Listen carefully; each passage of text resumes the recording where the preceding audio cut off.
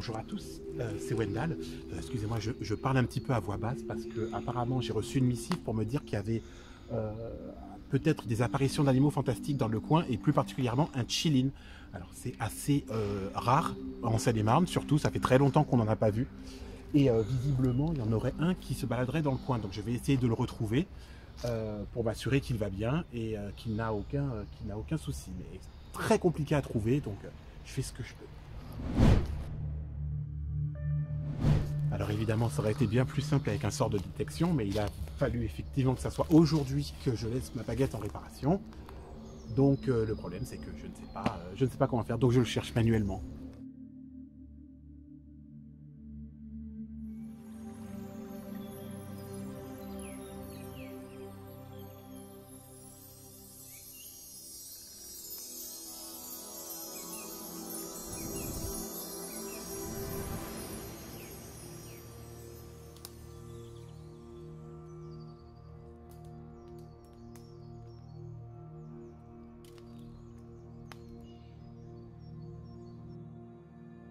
Alors voilà, j'ai fini par le trouver, le fameux chilin. Alors je ne cacherai pas que cette création est l'une des plus grosses de la chaîne depuis le début, qui a demandé énormément de temps, énormément de technique aussi. Je me suis aventuré dans des choses que je n'avais pas encore testées et je vais vous expliquer en détail. Alors peut-être pas non parce que sinon la vidéo ferait 8 heures, mais en tout cas je vais expliquer grosso modo comment ce que je m'y suis pris et quand je me suis lancé dans cette aventure du chilin.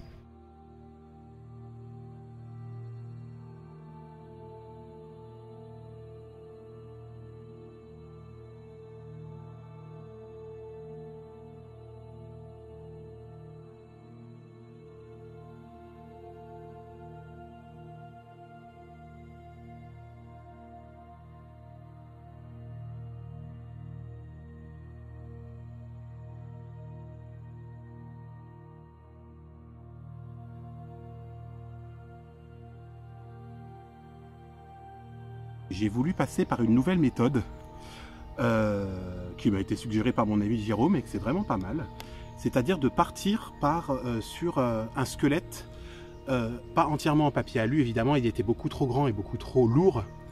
Donc en fait j'ai découpé sa silhouette, j'ai cherché des images du chilin et j'ai découpé sa silhouette dans de la plaquette de bois très fine. En 2D, donc vraiment à plat. J'ai découpé cette forme 2 fois. Et ensuite, je les ai mises ensemble. Avec l'écartement, donc avec sa largeur, de telle sorte que de lui donner une contenance. Et à partir de là, j'ai assemblé ces deux parties en remplissant les vides et les volumes avec le papier alu comme en mon habitude. Ça a permis de garder ses proportions parce qu'il y a des proportions qui sont très particulières. Il a des pattes très fines, c'est comme un fan. Il a des proportions qui sont assez particulières et du coup d'ailleurs ça le rend très fragile au niveau des jambes parce qu'il est au niveau de ses pattes parce qu'il voyait il a vraiment les pattes très très fines.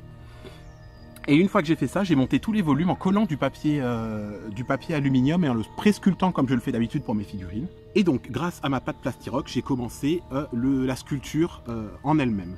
Donc comme vous le voyez, ça a demandé énormément de travail. J'ai eu un problème, c'était par rapport aux yeux. Il a de très grands yeux, donc je me suis dit que la meilleure façon donc, pour ses yeux, c'était de les fabriquer moi-même. Donc j'ai récupéré ces énormes billes de verre plates d'un côté, sur laquelle j'ai peint en fait l'iris avec les bonnes couleurs directement sur la face plate. Et ensuite, du coup, j'avais le bon diamètre parce qu'il a vraiment des grands yeux et j'ai pu donc les mettre en place avant de commencer ma sculpture par-dessus. Pour que les paupières soient placées correctement et que son visage, sa tête soit placée comme il le faut. Il a eu un petit peu de chirurgie esthétique parce que plein de fois, en fait, son profil, la forme de son visage ne me convenait pas. Il avait un côté un peu bovin, un moment qui me plaisait pas, donc j'ai vraiment tout resculpté parce que je voulais vraiment qu'il ressemble, qu'on ait vraiment cette vibe qu'il a dans les animaux fantastiques. Et au final, à force de sculpture, j'ai réussi et puis voilà, en tout cas au niveau de la tête, j'ai dû sculpter la tête vraiment dans son entièreté. Ensuite, pour le corps, ça a été une autre histoire, puisque là, en fait, j'ai posé directement pour éviter qu'il ne pèse 1 tonne, enfin plus qu'il ne l'est déjà.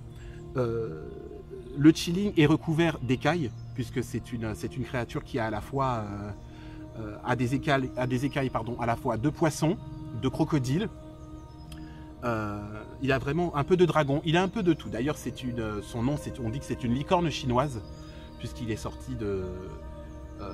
il a été tiré un petit peu du folklore des animaux fantastiques asiatiques. Et du coup, bah, une à une, j'ai dû prendre ces petites boules de plastiroc, les aplatir, les façonner et les placer une à une là où il fallait. Donc, comme vous voyez sur cette première partie, ce ne sont que les petites écailles rondes, suivies des écailles de poisson qui sont plus larges et plus plates. Ces espèces de petites crêtes un petit peu de dragon qu'il a à travers le dos et celles un petit peu comme ça, entre dragon et crocodile, qui sont posées sur ses cuisses. Et une fois tout cela fait, je suis passé à la peinture pour ne pas être embêté avec la fourrure, puisque je savais qu'une fois que la fourrure posée, donc j'ai gardé la fourrure pour la fin. Et je lui ai posé donc cette petite crête, et ensuite jusqu'ici, jusqu'au bout de sa queue et de ses pattes, où il a des petites touffes ici. Également ses petits cils. Et pour faire ces fameuses moustaches, j'ai utilisé le Worbla, le fameux Worbla dont je vous avais déjà parlé, qui est cette espèce de plastique qui, en chauffant, permet de donner un peu les formes dont on a envie.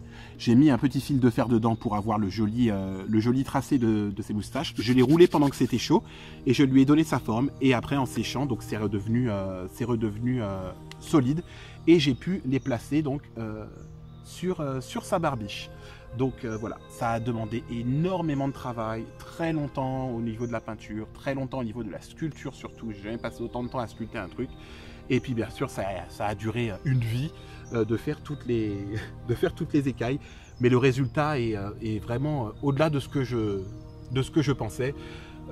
J'avoue qu'il y a même un moment, j'ai eu l'audace de penser que j'allais réussir à faire un système pour qu'il s'allume, puisque rappelez-vous qu'il a quand même cette apparence où son ventre et son cou s'illuminent un petit peu, comme s'il était fait de lumière à l'intérieur.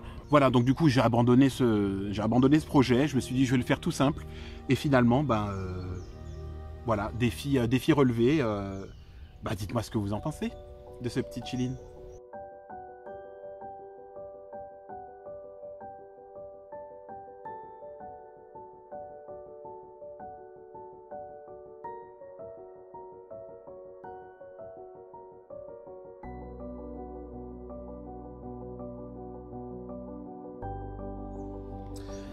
Et bien voilà, c'est la fin de cette vidéo. J'espère que ça vous a plu et que vous êtes tombés, comme diraient les Canadiens, en amour de ce chilling autant que moi.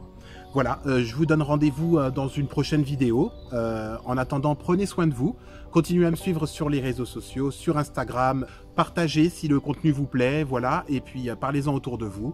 Et puis en attendant, je vous fais des gros bisous et puis je vous dis à bientôt sur Wendell Wondrous World.